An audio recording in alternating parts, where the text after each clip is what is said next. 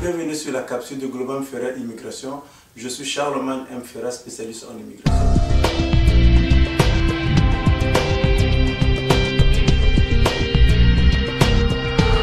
Nous sommes dans les locaux de Global Ferrer Immigration avec des jeunes Canadiens qui ont immigré. Alors, ils vont nous partager leur expérience, comment ils ont vécu l'immigration en tant que jeune homme quand on a su que les parents allaient immigrer. Donc ils vont se présenter et puis nous allons développer ensemble. Vous présenter? Oui, bonjour, je m'appelle David Sidelneko, j'ai 19 ans, je viens de Kyrgyzstan, puis ça fait 6 ans que je suis au Canada. Bonjour, moi je m'appelle Amand Beganet, j'ai 18 ans, je viens aussi de Kyrgyzstan. Ça va faire 8 ans que je suis au Canada. Nous parlons des jeunes qui ont eu quand même une certaine immigration, parce que dans votre cas, ce sont les parents qui ont immigré, n'est-ce pas? Alors vous, en tant que jeune, quand vous avez appris que les parents étaient dans les démarches d'immigration, que les parents allaient changer le pays, pour vous, qu'est-ce qui a été le plus difficile à vivre pour vous? Parce que vous allez changer d'école, vous allez changer d'amis. Qu'est-ce qui a été le plus difficile pour vous? D'abord, c'était vraiment surprenant qu'on allait déménager au Canada. Je ne savais même pas c'était où, puis je ne connaissais pas la langue et tout. Puis pour moi, c'était un gros challenge pour déménager, laisser mes amis, laisser l'école. C'est ça, puis Comment ça a été chez toi? Pour moi, c'était quelque chose d'imprévu que je ne savais pas et que mes parents ils ont dit juste un jour comme ça. Moi, je n'étais pas prêt au début parce qu'il fallait apprendre le français, l'anglais et puis voilà. Et puis il fallait que je laisse mes amis, mes proches, ceux que mes grands-parents.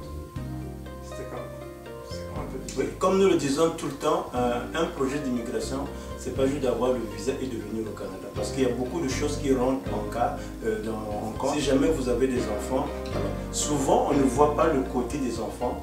Les parents prennent la décision pour immigrer. Oui, on reconnaît que la décision qu'on a prise, c'est une décision pour le futur de toute la famille. Mais il y a quand même le côté où chacun d'entre nous a de la difficulté à accepter de laisser son confort, de laisser ses amis, de laisser son école, de laisser les membres de la famille pour aller recommencer une nouvelle. Et quand vous êtes arrivé ici, comment s'est passée l'intégration? Comment ça s'est passé à l'école? Comment vous avez fait de nouveaux amis? Comment vous avez trouvé ce nouveau pays pour vous? Pour moi, quand on est venu, si je me rappelle bien, c'est 2010. On est allé au Cavalier de la Salle à Montréal et c'était quand même facile à adopter parce qu'on avait des classes d'accueil et on nous a classés par rapport à notre connaissance ou notre niveau de langage.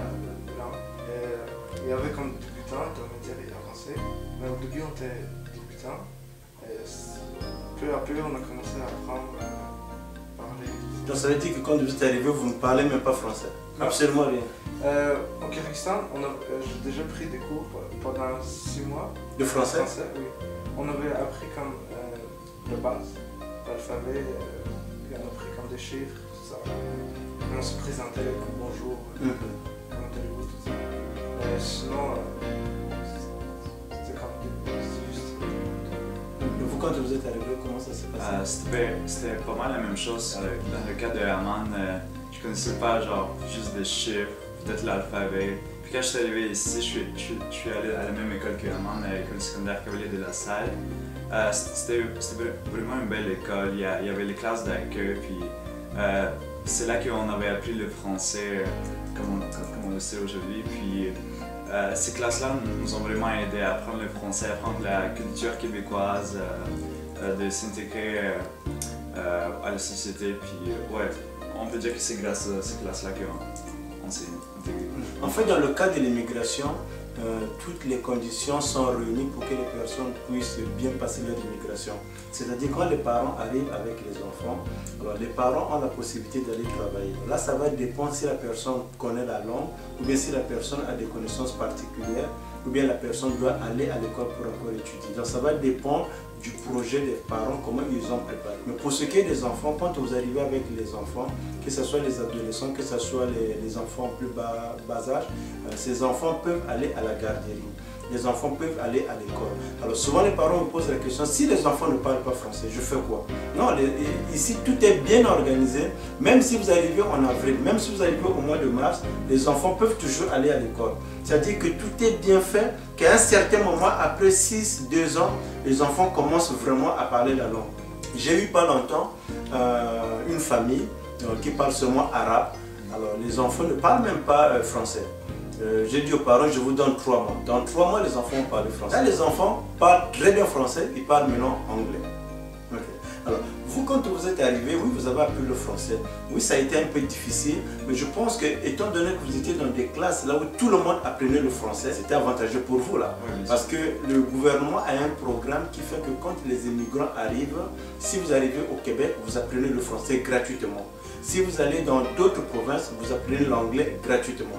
Dans votre cas, vous avez bénéficié du français. Maintenant, quand vous avez commencé à faire des amis, quelle différence avez-vous senti entre votre nouveau pays qui est le Canada et puis le pays que vous avez laissé ou bien les amis que vous avez laissés? Comment ça s'est passé cette transition? Bon, dans mon cas, je pense que c'était pas mal comme dans le cas de Herman. Oui, il y a quelques différences pour les amis, pour les jeunes. On peut dire que les gens de Montréal, de Québec sont un petit peu plus ouverts que les gens de nos pays. Aussi, Montréal, c'est une ville multiculturelle, fait que tu vas voir beaucoup de gens qui viennent de l'Afrique, Amérique du Sud, plein de parties du monde. Puis c'est vraiment nice d'apprendre la culture des autres. Ouais, tout le monde est différent ici, puis c'est ça qui est nice, c'est ça que Montréal, une ville multiculturelle et une ville spéciale. Oui, pour moi c'était la même chose que David.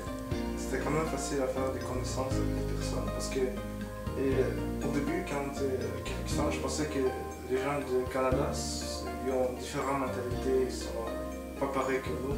Mais là, quand on est venu ici, je vois qu'il y a quand même beaucoup de ressemblances, que tout le monde sont différents, mais on peut faire des connaissances, c'est des gens que tu peux faire des amis. Les gens sont beaucoup plus ouverts, ouais, et souvent, tout le monde est immigrant ici. Là. On ne dit pas que tu es étranger. Ouais. Tout le monde est immigrant. Ouais. On nous respecte, on a des droits de liberté, des droits de parole, on peut tout ce que faire.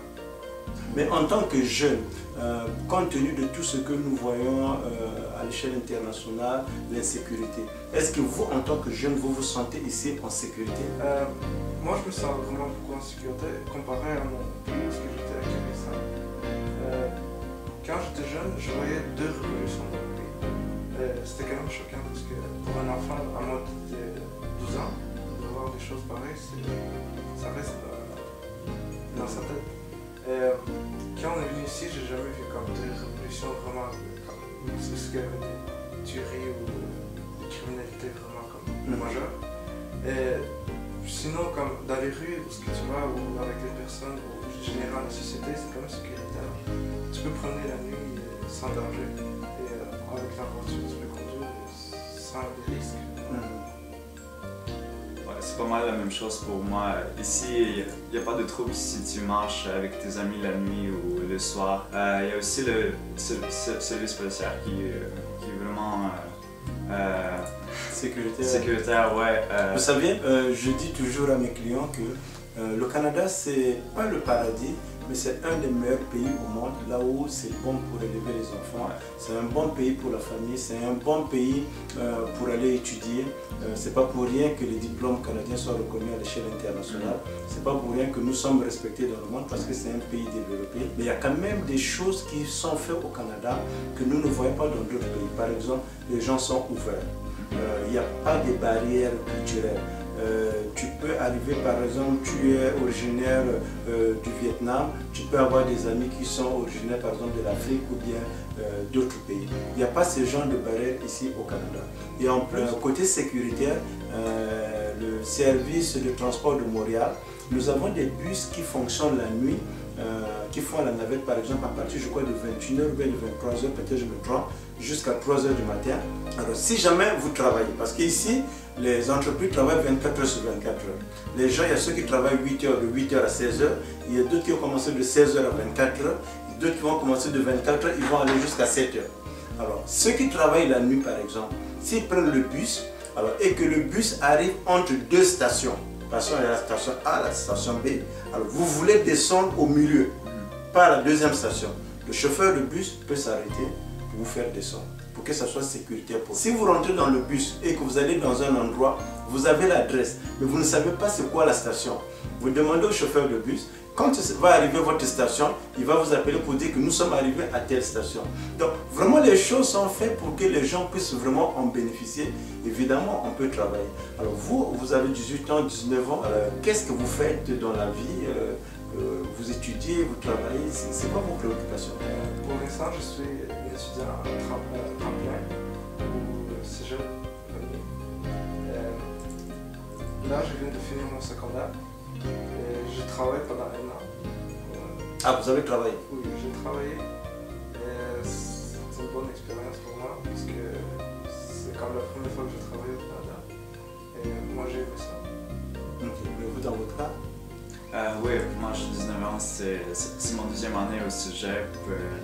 Je suis un étudiant en temps plein, puis je travaille en temps partiel. Puis ça va être mon 2e job. Puis ouais, je travaille depuis 15 ans. Ouais, je suis arrivé ici quand j'avais 13, 14. Puis là, dès que j'ai appris le français, j'ai essayé de rentrer au boulot. Puis c'est vraiment là que je peux dire que j'ai pratiqué ma langue et je me suis amélioré. Puis ouais, ce que j'aime de Québec, de Canada, c'est que ici, même si t'as 15, t'as 16 ans, tu peux rentrer au travail, puis tout le monde te respecte là-bas. T'as le même droit que, mettons, les gens de 30 ans. Puis ouais, c'est ça, comme t'as vraiment beaucoup d'opportunités ici. Y a pas, tu peux changer ta job quand tu veux. À tout moment. Ouais, c'est ça. Si mettons t'as des problèmes avec ton boss ou quoi que ce soit, tu peux changer ça. Puis, ouais. Ce qui est avantageux également pour le Canada, comme nous le disons toujours, c'est un pays bâti sur l'immigration. Évidemment, il y a une certaine tolérance au niveau de certaines choses qui ne sont pas tolérées dans d'autres pays. Concernant le travail, oui, même les étudiants étrangers, quand ils arrivent au Canada, sont autorisés à travailler et à étudier en même temps. C'est le système nord-américain. Donc tout le monde travaille, tout le monde va à l'école. C'est pas rare de voir les parents qui travaillent et le soir ils vont à l'école. Ou bien les enfants le matin qui vont au travail et à l'école le soir ils travaillent. Donc c'est tout à fait normal et c'est comme ça se passe. Alors en tant que jeune, vous qui avez immigré ici, est-ce que vous avez eu des pratiques religieuses ou bien est-ce que vous allez dans une église ou bien vous avez tout abandonné, vous êtes arrivé au Canada, vous ne fréquentez plus l'église, vous ne pouvez pas aller. Comment ça se passe à votre niveau? Pour moi, quand on a immigré ici, on était des chrétiens protestants. Premièrement, parce qu'on ne savait pas quelle église exactement. Et on a retrouvé une église, People's Church, à Montréal, c'est une bonne église. Et on a commencé à aller là-bas. Puis, de temps en temps, on a regardé les autres églises aussi. Et finalement, moi, j'ai décidé pour moi que mon église que je vais maintenant, c'est quoi ton église, oui? La Parole de Dieu. C'est une bonne église que j'aime. Présentement, j'aime.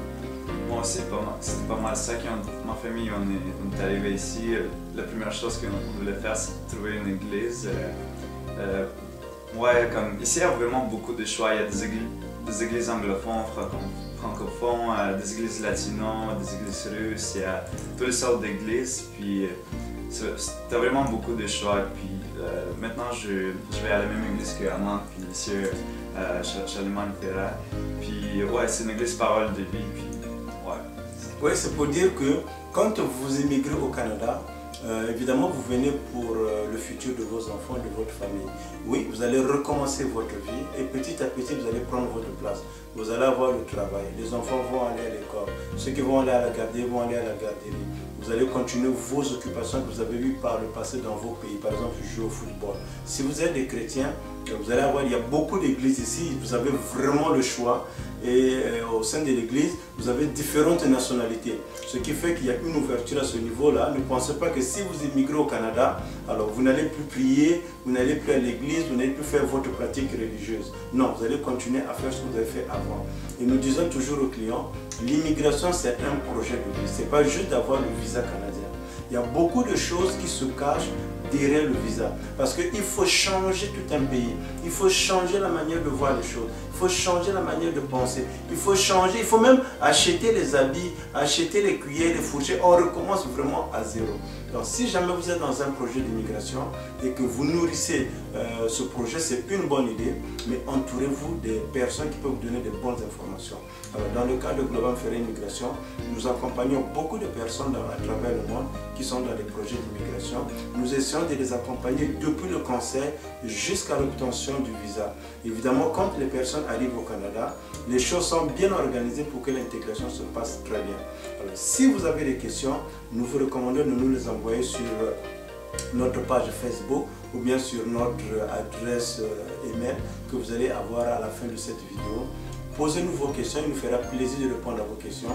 Si vous avez des interrogations, vous avez des choses que vous ne comprenez pas par rapport aux enfants, par rapport à la vie au Canada, par rapport à comment va se passer votre immigration, l'intégration, contactez-nous, il nous fera plaisir de vous répondre à toutes ces questions. Alors nous vous remercions d'avoir été de nous aujourd'hui. C'était Charlemagne M. Ferra, spécialiste en immigration et de Globam Ferré Immigration. Nous vous disons à très bientôt au Canada.